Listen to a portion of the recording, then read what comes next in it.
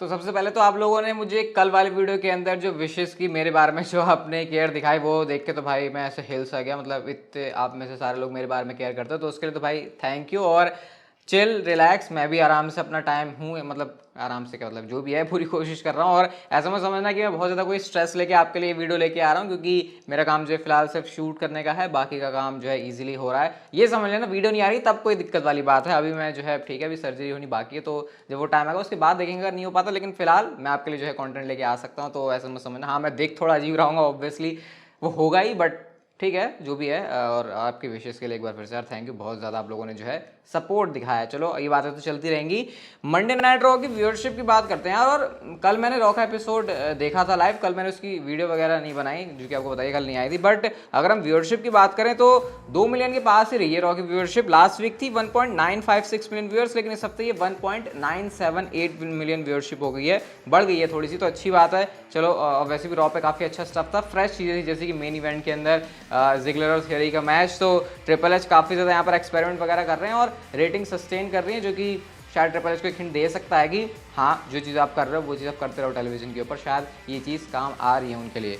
Seth Rollins ने एक बड़ी इंटरेस्टिंग बात रिवील करी कि अब क्योंकि उनकी बेटी हो चुकी है तो किस तरीके से वो चीज़ों को देखते हैं। यहाँ से आप देखने की कैसे प्रोवाइडर सारी चीज़ों के बारे में सोचता है, अपनी फैमिली के बारे में सोचता है। सेथ रॉलिंस का कहना यह था कि देखो जब से मेरी बेटी हुई है तो मेरे को और ऐसा मन करता है कि मैं उसको और भी ज़्यादा प्राउड फील करवाऊँ। वो मेरे लिए एक्स्ट्रा इंस्पिरेशनल वाली चीज़ है। उन्होंने ऐसे कहा कि उनसे उनको और ज़्यादा काम करने की इंस्पिरेशन और मोटिवेशन मिलती है। लेकिन साइंसदानों ने ये कहा कि मेरी डॉटर की वजह से मैं चीज़ों को अब सेफ तरीके से खेलना चाहता हूँ। इससे क्या मतलब है सेथ रॉलिंस का, इससे वो कहना चाहते थे कि यार देखो तुम अब थोड़ा सा आराम से काम करने की कोशिश करते हो, क्योंकि तुम ये नहीं चाहते कि जब तुम रिंग में नहीं हो तो उसके बाद तुम जो है बाकी का सारा टाइम अपने दर्द में रहो। मतलब कि वो कुल मिला के कहना चाह रहे थे कि एक तो उनकी बेटी है तो उनके ऊपर रिस्पॉन्सिबिलिटी है, और नहीं चाहते कि जब वो ऐसे WWE की रिंग में ना हो, वो इधर उधर हो, तो फिर वो उस टाइम पर भी अपनी बेटी के साथ जो अच्छे से टाइम स्पेंड ना कर पाए। तो ये सेथ रॉलिंस का कहना था कि क्या चेंजेस हुए जब से उनकी बेटी आई उनकी लाइफ के अंदर, तो अब बंदा जो है थोड़ा आराम से करेगा। एंड इवन ऐसे सुपरस्टार्स करते भी हैं, जैसे उनकी एज ज़्यादा होती है फिर उनके ऊपर रिस्पॉन्सिबिलिटी आती है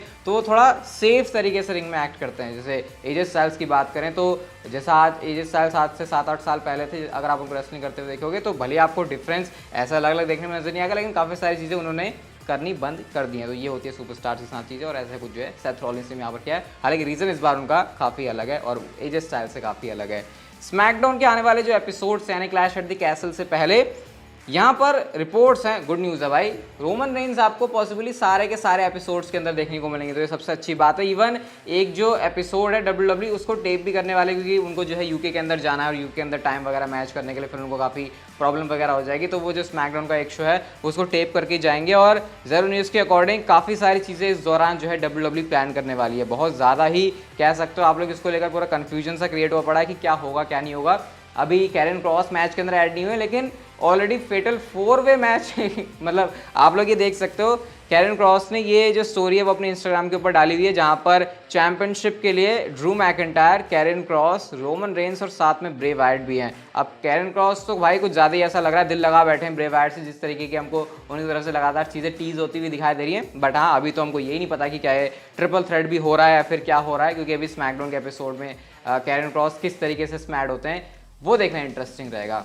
है इसमें वैसे काफ़ी ज़्यादा कन्फ्यूजन, बट आई थिंक यही कि स्मैकडाउन का एपिसोड लगना है और उसके बाद जो है सारी चीज़ें क्लियर हो जाएंगी। WWE के जो अप्रैल से जून के बीच Q2 की अर्निंग कॉल है वो हो चुकी है, और WWE ने जो अपना टोटल रेवेन्यू बताया भाई साहब वो $328 मिलियन का है, जो कि काफ़ी ज़्यादा है, जिसमें नेट इनकम जो है ऑलमोस्ट $50 मिलियन है, और ऑपरेटिंग इनकम यानी कि जो फंक्शन वगैरह होते हैं उसको प्रोसेस करने के लिए $69.3 मिलियन हैं। तो पैसे धमाकेदार ही कमाती है WWE, चाहे उनकी रेटिंग्स वगैरह आ रही हो फिर ना आ रही हो, लेकिन पैसे WWE जो है धमाकेदार और कमाल के तरीके से कमाती है। और यहाँ पे भी जो 2022 की अर्निंग कॉल है Q2 की, यहाँ पर भी आप देख सकते हो भाई रेवेन्यू $328 मिलियन, सो काफ़ी मोटे पैसों वाली है WWE कंपनी। वैसे फिलहाल अब विंस मैकमैन नहीं है, बट बावजूद इसके प्रॉफिटेबल तो मुझे लगता है रहने वाली है। हाँ ट्रिपल एच को इस चीज़ पे ज़रूर काम करने की ज़रूरत है कि जितना विंस मैकमैन ने कंपनियों को प्रॉफिटेबल बनाया स्टोर लाइन, तो डेफिनेटली वो अच्छी दे देंगे, लेकिन क्या वो प्रॉफिटेबल बना सकते हैं ये बिजनेस के हिसाब से एक बहुत बड़ी चीज़ होने वाली है देखने के लिए। ड्राफ्ट के बारे में जल्दी से मैं आपको अपडेट देता हूँ। तो भाई देखो 5 सितंबर या फिर 9 सितंबर, मतलब यानी दोनों ये डेट्स हैं जिस पर आपको ड्राफ्ट देखने को मिल सकता है। कुछ रिपोर्ट ये भी है कि देखो 12 तो कंफर्म ही है, लेकिन हो सकता है जो 5 है वो 9 में चेंज हो जाए। अभी ऐसा होगा कि अगर WWE रॉ में पहले करती है, स्मैकडाउन में पहले करती है, उस हिसाब से जो है डेट वगैरह चेंज हो सकती है। बाकी ये कुछ डेट है और देखते हैं फिर ड्राफ्ट के अंदर हमको किस तरीके से रोल देखने को मिलता है इन सुपरस्टार्स का, जो कि अपने ब्रांड वगैरह बदलेंगे। स्पेशली NXT से भी जो सुपरस्टार जो है मेन रोस्टर के ऊपर आएंगे। लियो रश की बात करते हैं यार, तो आपको पता है NXT के टाइम पे लियो रश का जो रन था वो काफ़ी सही था। इसका मतलब कि ट्रिपल एच को पसंद है। तो लियो रश ने अपने ट्विटर अकाउंट के ऊपर इस वाली पिक्चर को पोस्ट किया हुआ है, जहाँ पे आप लोग देख सकते हो उन्होंने बॉबी लैशली के साथ में यहाँ पे जो है फोटो डाली हुई है। तो इससे आप लोग मान सकते हो कि शायद लियो रश भी बहुत जल्दी WWE कंपनी के अंदर आ सकते हैं, क्योंकि जब ये सारे सुपरस्टार धीरे धीरे करके कंपनी के अंदर आ रहे हैं तो फिर लियो रश भी शायद नाम हो सकता है। और वैसे भी ट्रिपल एच को जो नाम पसंद है फिर उसके चांसेस तो ऑब्वियसली बात है ही कंपनी के अंदर आने के लिए। और इस तरीके से टीज करके कहीं ना कहीं लियो रश ये बता रहे हैं, देखते हैं क्या होता है आने वाले कुछ टाइम के अंदर। बट हाँ, चांसेस काफ़ी अच्छे लग रहे हैं लियो रश के वापस से WWE कंपनी में आने के लिए। नेक्स्ट बात करते हैं रेसलमेनिया 39 के बारे में। तो भाई फर्स्ट 24 आवर्स के अंदर ही जब टिकट जो है ऐसे सेल लाइव गई तो बहुत मोटे पैसे WWE ने छाप लिए, इतनी ज़्यादा टिकट्स बेच के। सबसे पहले तो रेसलमेनिया की हिस्ट्री में पहले के 24 घंटों में ये सबसे ज़्यादा टिकट सेल्स है जो कि WWE ने की है। और ट्रिपल एच की अकॉर्डिंग 80% टिकट्स WWE ऑलरेडी बेच चुकी है रेसलमेनिया के लिए। जो नंबर्स है वो 90,000 टिकट्स के हैं। मतलब ऑलमोस्ट मैं देख रहा था पहली नाइट के भी 48,000 50,000 के आसपास बिक गए, और जो दूसरी नाइट है उसके भी मेरे बारे में पूछोगे कि मैंने क्या किया, तो भाई अभी फ़िलहाल इसके बारे में कुछ नहीं कमेंट कर सकते फ़िलहाल की चीज़ों को कंसिडर करते हुए। तो कुछ गड़बड़ हो रहा है मामला भाई, काफ़ी सारी चीज़ें क्या लगने वाले हैं मेरे इस चक्कर में। तो ये है कुछ सीन भाई रेसलमेनिया के टिकट्स का, कि काफ़ी अच्छी तरीके से WWE ने जो ओपनिंग है वो उसकी करी है और खचाखच स्टेडियम होने वाला है। मतलब जो हमने देखा था कि 2 नाइट्स का मिला के हाईएस्ट रेसलमेनिया अटेंडेंस हुई थी, वो WWE का रिकॉर्ड जो है नेक्स्ट वाले रेसलमेनिया के अंदर डेफिनेटली टूट जाएगा, क्योंकि जिस हिसाब से पहले ही टाइम में ऐसे टिकट सेल्स हुई है। अभी WWE और कैपेसिटी ओपन करेगी तो उसके बाद जो है टिकट सेल्स के नंबर और ऊपर जाएंगे। खैर हम चलते हैं आज की नेक्स्ट एंड फाइनल स्टोरी की तरफ, और बहुत खुश हो जाने वाले हो आप लोग ये चीज़ को सुन के।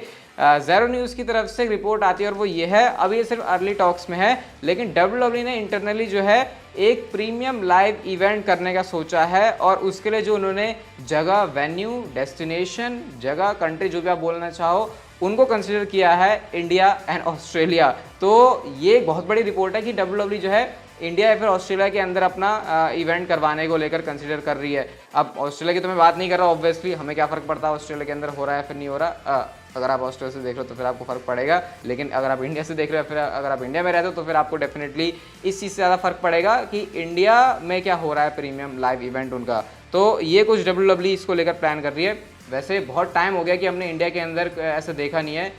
वैसे तो WWE बहुत पहले आई थी, उसके बाद अभी ये कुछ साल पहले भी आया, लेकिन उसके बाद से शायद उनको अच्छे टिकट सेल्स नहीं मिले, पता नहीं क्या हुआ, उनको जो है आना ऐसा आ नहीं रहे थे वो। बट अगर ट्रिपल एच जिस तरीके से हम देखते हैं वो अपने बिजनेस को एक्सपैंड करने के हिसाब से देखती है, उनका ज़्यादा फोकस ये नहीं रहता कि हमको किसी कंट्री में जाकर पैसे मिल रहे हैं या फिर नहीं मिल रहे, वो ये फोकस करते हैं कि हम कैसे इस बिज़नेस को और ज़्यादा एक्सपैंड कर सकते हैं, क्योंकि उसके बाद ही सारी चीज़ें आती। हो सकता है धीरे धीरे करके ट्रिपल एच अपने गोल बनाना चाहें, और अगर इंडिया के अंदर ये शो हो रहा है तो फिर भाई कुछ कमाल ही हो जाएगा। और क्योंकि ये भी है ना WWE का फॉर्मेट की, वैसे प्रीमियम लाइव इवेंट ही उन्होंने यहाँ पर लिखा है, ऐसा नहीं है कि कोई नॉर्मल शो की बात हो रही है कि लाइव इवेंट आके कर गया, प्रीमियम लाइव इवेंट की बात हो रही है। और जब ऐसे WWE शो दूसरी कंट्री में जाकर करवाते हैं, जैसे हमने सऊदी अरेबिया देखा, अभी यूके के अंदर हो रहा है, तो फिर ये मेजर शो होता है, जैसे स्टेडियम वाला, ऐसा कुछ WWE इसको फील देती है। तो अगर इंडिया के अंदर ये हो रहा है तो फिर भाई मेरी तो कोई खुशी का इस पर ठिकाना नहीं। मुझे पता है, आप में से भी काफ़ी सारे लोग वेट ही कर रहे हो कि कब इंडिया में शो और हम जो है WWE का शो देखने जाए, तो शायद हो सकता है ये वाली अपॉर्चुनिटी हमको मिल जाए नेक्स्ट ईयर। खैर आज की जो वीडियो थी यहाँ तक की थी, अच्छी लगी तो लाइक, शेयर, सब्सक्राइब,